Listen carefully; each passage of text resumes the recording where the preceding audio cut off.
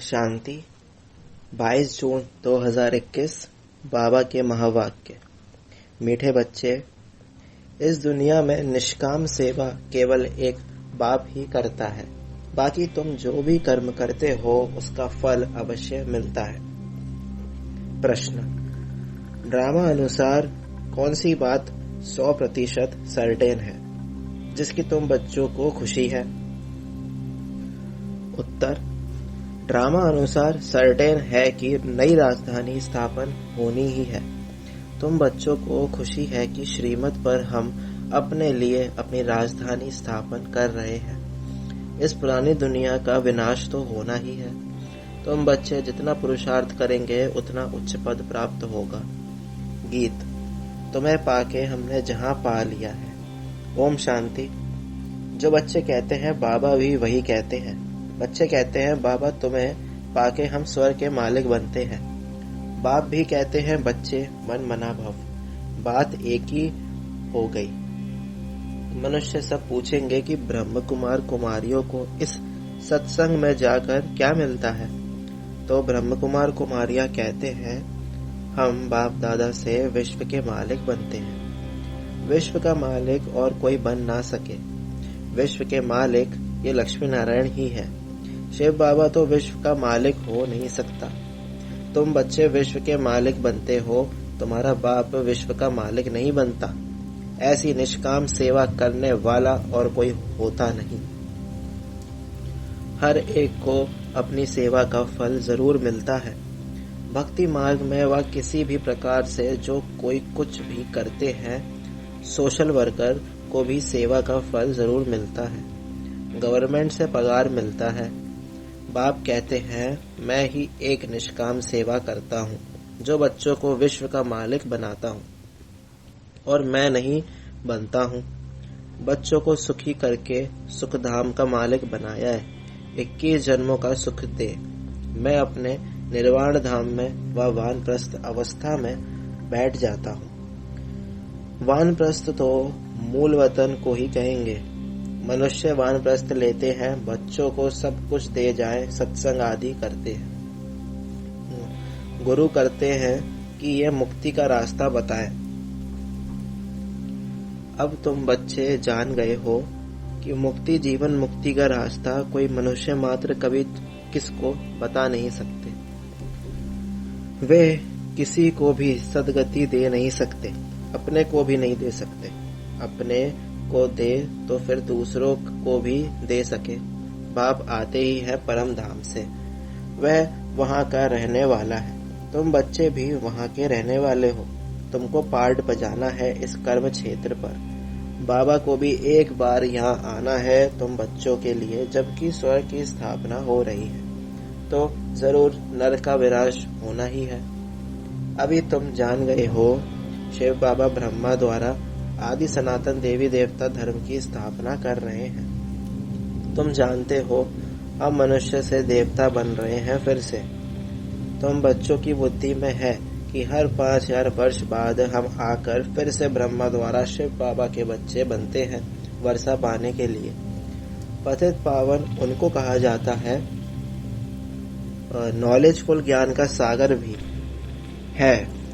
योग अर्थात याद सिखाते हैं, परंतु निराकार कैसे समझाएं, इसलिए कहते हैं ब्रह्मा द्वारा मनुष्य से देवता बनाता हूँ, अर्थात देवी देवता धर्म की स्थापना कराता हूँ। अब वह धर्म है नहीं, फिर बनाना पड़े। अब फिर से आदि सनातन देवी देवता धर्म स्थापन कर बाकी सबको मुक्ति धाम में ले जाता हूँ। भारत प्राचीन खंड है, इसलिए भारत की आदमशुमारी वास्तव में सबसे जास्ती होनी चाहिए। ऐसी बातें और कोई की बुद्धि में नहीं आता। आदि सनातन देवी देवता धर्म सबसे जास्ती बड़ा होना चाहिए। 5000 वर्ष से उन्हों की वृद्धि होती रहती है। बाकी और तो आते ही है 2500 वर्ष के बाद। इस्लामियों की आदमशुमारी कम होनी चाहिए। फिर थोड़े समय बाद बौद्ध धर्म वाले आते हैं तो उन्हों में थोड़ा फर्क होना चाहिए।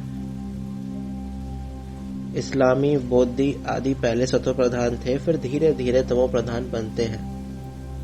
यह भी हिसाब है। जो अनन्य समझदार बच्चे हैं उन्हों को ख्याल करना पड़े।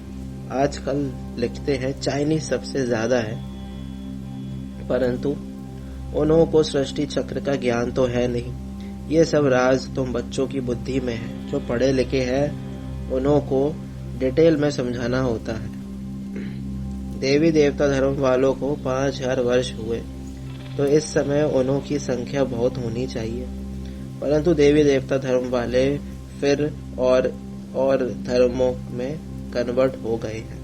पहले पहले बहुत मुसलमान बन गए, फिर बौद्धि भी बहुत बने हैं। यहाँ भी बौद्धि बहुत है।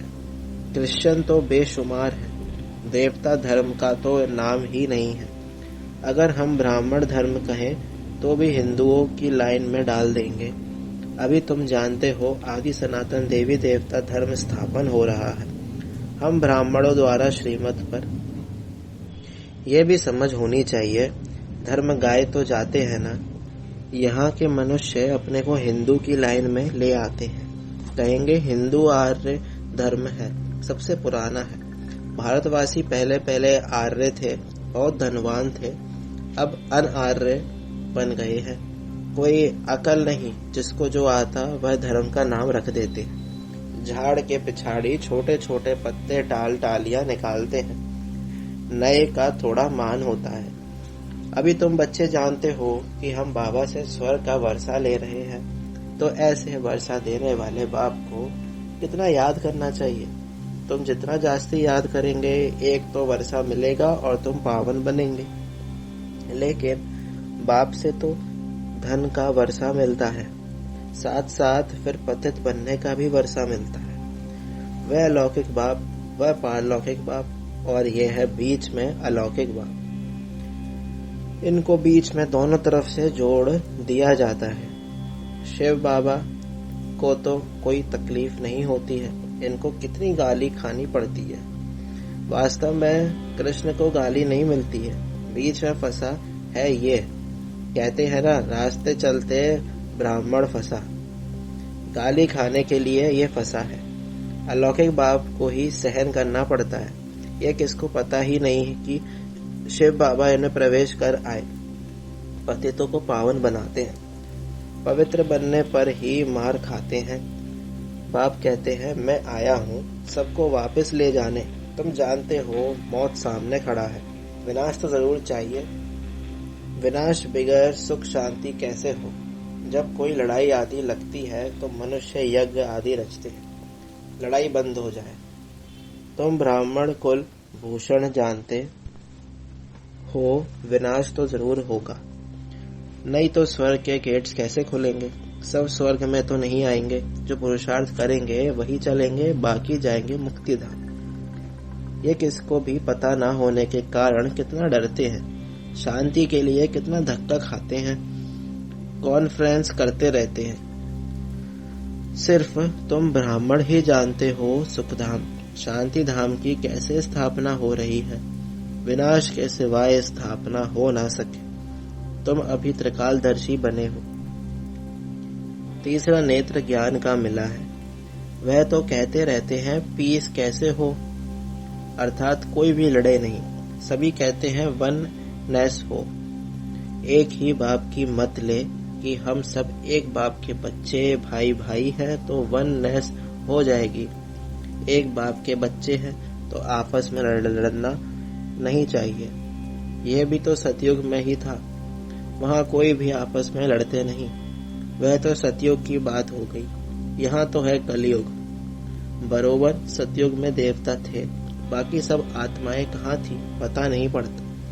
तुम अब समझते हो एक राज्य सिर्फ सतयुग में ही था, वहाँ सुख शांति सब था। यह सब बातें तुम्हारी बुद्धि में है, नंबरवार पुरुषार्थ अनुसार समझते हैं। बरोबर हम सतयुग में राज्य करते थे, बहुत सुख था, अद्वैत धर्म था। यह ज्ञान किसको है नहीं।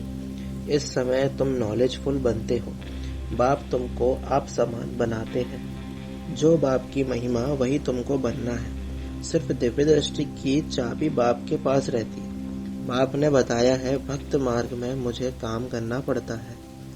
जो जिसकी पूजा करते हैं मैं उनकी मनोकामना पूरी करता हूँ। यहाँ भी दिव्य दृष्टि का पाठ चलता है। कहते हैं ना, अर्जुन ने विनाश का साक्षात्कार किया। विनाश भी जरूर होना है, विष्णुपुरी भी जरूर स्थापन होनी है। बाप ने जैसे कल्प पहले समझाया था वैसे ही बैठ समझाते हैं। बाबा हमको मनुष्य से देवता बनाते हैं। जब देवता बनते हैं तो आसुरी सृष्टि का विनाश जरूर होगा। चारों तरफ हाहाकार मचना है। बुद्धि समझ सकती है नेचुरल कैलेमिटीज आनी है, मूसलधार बरसात भी होनी है। इन सब का विनाश हो जाए तब सतयुग की स्थापना हो। 5 तत्वों की खाद भी मिल जाएगी। इस धरती को खाद देखो कितनी मिलती है। बाप कहते हैं इस रुद्र ज्ञान यज्ञ में ये सब स्वाहा हो जाएगा। भक्ति मार्ग में देखो रुद्र यज्ञ कैसे रचते हैं। शिव बाबा का लिंग और छोटे छोटे सालिग्राम बहुत मन बनाकर पूजा करके फिर मिटा देते हैं, फिर रोज बनाते हैं, पूजा करके फिर तोड़ देते हैं। शिव बाबा के साथ जिन्होंने भी सर्विस की उन्हों का भी ये हाल करते हैं। रावण की देखो, हर वर्ष एफिजी बनाए उनको जलाते हैं। दुश्मन की तो 1-2 बार एफिजी बनाए जलाते हैं, ऐसे नहीं कि वर्ष वर्ष जलाने का नियम रखते हैं। एक बार ही गुस्सा निकाल देंगे। रावण को तो हर वर्ष जलाते हैं। इनका अर्थ कोई समझते थोड़ी है। फिर कहते हैं रावण ने सीता को चुराया, कुछ अर्थ नहीं समझते। फॉरेनर्स क्या समझेंगे, कुछ भी नहीं। दिन प्रतिदिन रावण को बड़ा बनाते जाते हैं क्योंकि रावण बहुत दुख देने वाला है। अभी तुम इस पर जीत पाते हो, सतयुग में होगा ही नहीं। यह जो कर्म की भोगना, बीमारी आदि होती है, यह है रावण के कारण। रावण की प्रवेशता होने के कारण मनुष्य जो भी कर्म करते हैं वह विकर्म हो जाते हैं। सुख दुख का खेल बना हुआ है। इस हिस्ट्री ज्योग्राफी का किसको भी पता नहीं है। लक्ष्मी नारायण को यह राज्य कैसे मिला किसको पता नहीं। तुम छोटे छोटे बच्चे समझाते हो ये लक्ष्मी नारायण सतयुग में राज्य करते थे। संगम पर यह राजयोग सीख ये पद पाया है।